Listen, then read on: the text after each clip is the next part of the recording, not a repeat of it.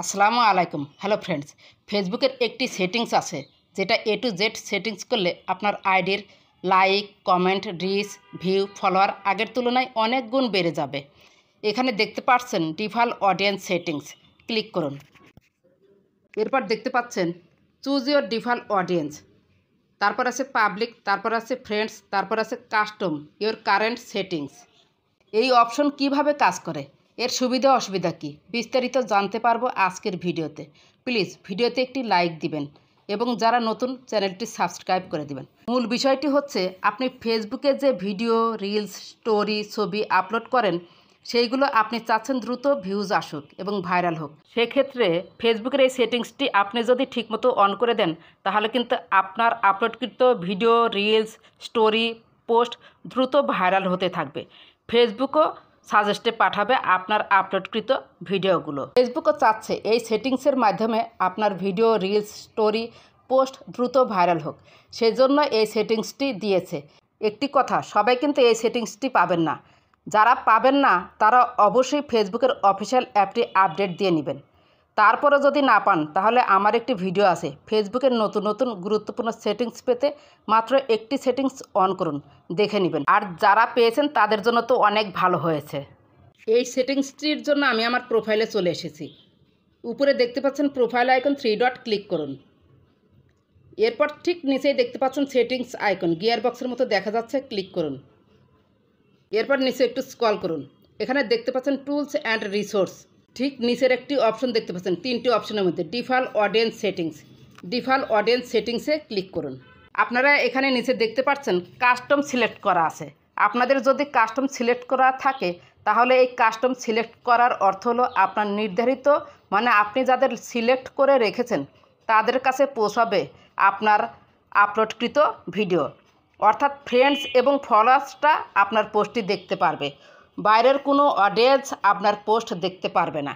এখানে মাঝখানে দেখতে পাচ্ছেন ফ্রেন্ডস যদি সিলেক্ট করা থাকে তাহলে আপনার ফেসবুকে আপলোডকৃত পোস্টটি শুধুমাত্র ফ্রেন্ডসরা দেখতে পারবে, আপনার পোস্টটি ফ্রেন্ডসদের কাছে পৌঁছাবে। শুধু ফ্রেন্ডস সিলেক্ট করলে কোনো অবস্থাতেই আপনার আপলোডকৃত পোস্টে লাইক, কমেন্ট, ভিউ, রিচ পাওয়া সম্ভব নয়।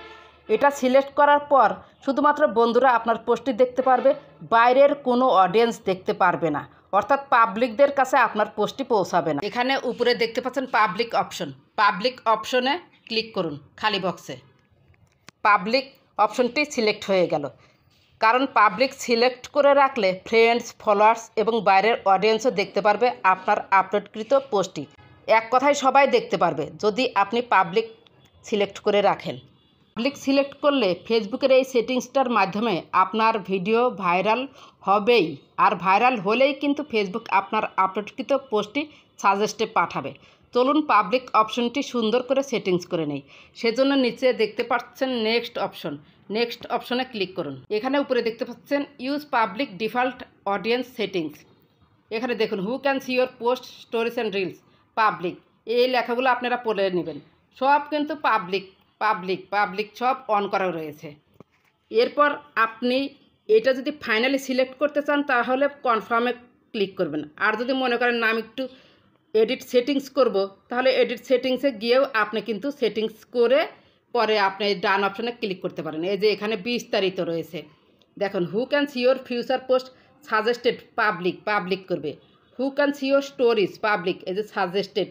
আমরা যদি এই অডিয়েন্স ডিফল্ট সেটিংসের মাধ্যমে এই সেটিংসটা করি তাহলে কিন্তু সাজেস্টে পাঠাবে, পাবলিক করবে, মানে আমার স্টোরিটা কারা দেখতে পারবে, public.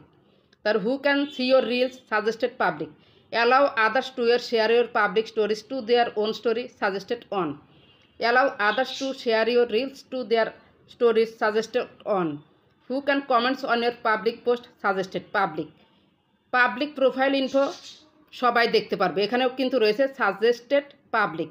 Who can see the people pages and list you follow suggested public.